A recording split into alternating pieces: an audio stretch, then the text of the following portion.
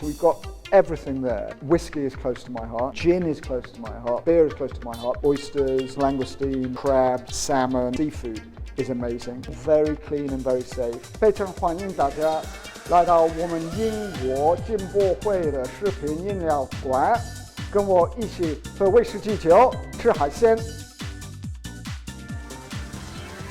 Whole world is struggling with COVID-19, but here we are in Shanghai, and actually I was at the opening of a British financial services firm that's invested $55 billion in China, in Meituan, in Alibaba, in Neo, in WeChat.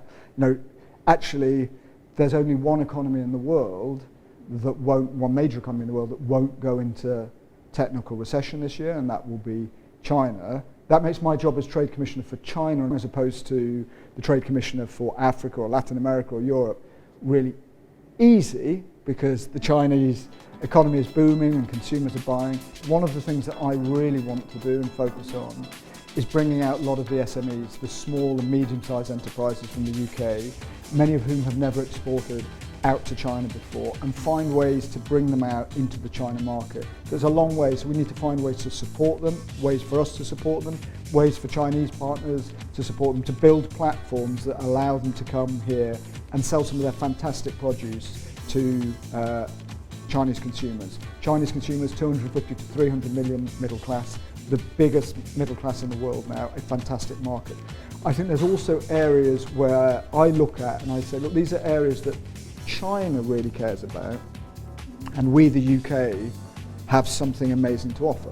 So if you look at, for example, the announcement made yesterday by President Xi Jinping at the UN General Assembly on climate change, where he said China will hit net zero, carbon neutrality before 2060, and that China will peak its carbon emissions before 2030. It's an enormous announcement, and there's a lot that China will need to do to green its economy and its power supplies, and the UK is the world leader in decoupling economy, not decoupling in the other sense, but decoupling the economy from emissions. Agri-tech. China needs more sustainable food to feed its population. We've got brilliant agri-tech, ways of farming that will be more sustainable and produce better results. Education. China really wants to upskill its vocational education, but also to bring more creativity into its K-12 curriculum. The UK is fantastic at doing that kind of stuff. Financial services, you've got elderly population, you need insurance expertise and pension expertise, you need better wealth management, better fund management. Those are all things the UK is world leading on. So those are the areas where I think we can really work together. And so we're very proud and happy and welcoming of them coming. The first is they bring money. I mean, very basically, it's a big market for us. It's £4 billion in education exports. Second area, which I think is very interesting, is that the Chinese students that are coming over are bringing ideas from this amazing country and this amazing economy.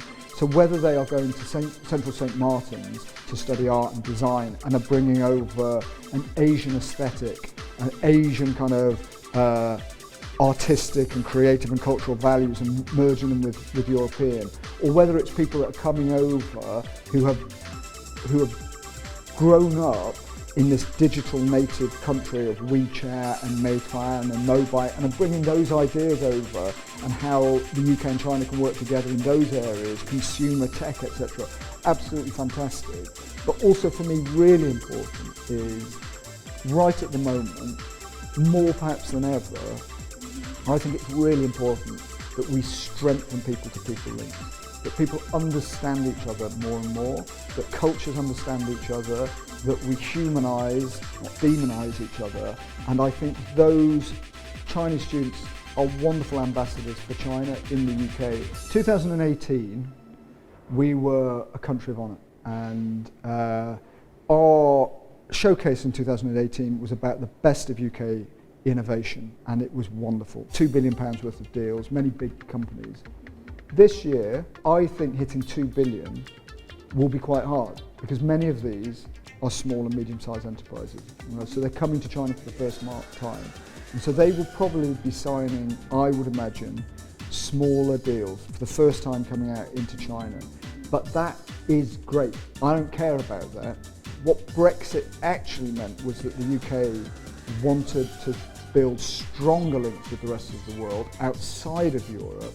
We want an ambitious trade and investment relationship with China as part of our vision of a British economy that trades with the whole of the world after Brexit. And I hope every one of those British companies that comes out here meets a Chinese partner and sells something here in China. And that, for me, will be the measure of success. This year, we are trying to do and focus in on what I was saying a bit earlier, many of the small and medium-sized enterprises, and many of them, not all of them, in the food and drink. So we're in the food and drink area.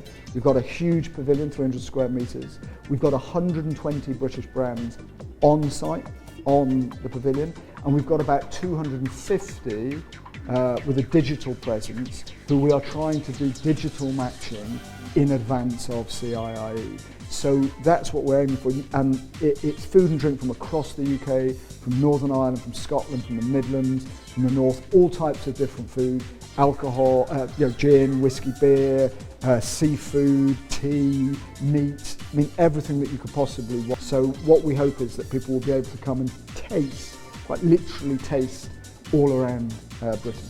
And I will be at the bar for 5 days, from morning till night, and I hope people will come and see me every day. I will buy them a drink, so it will be lovely.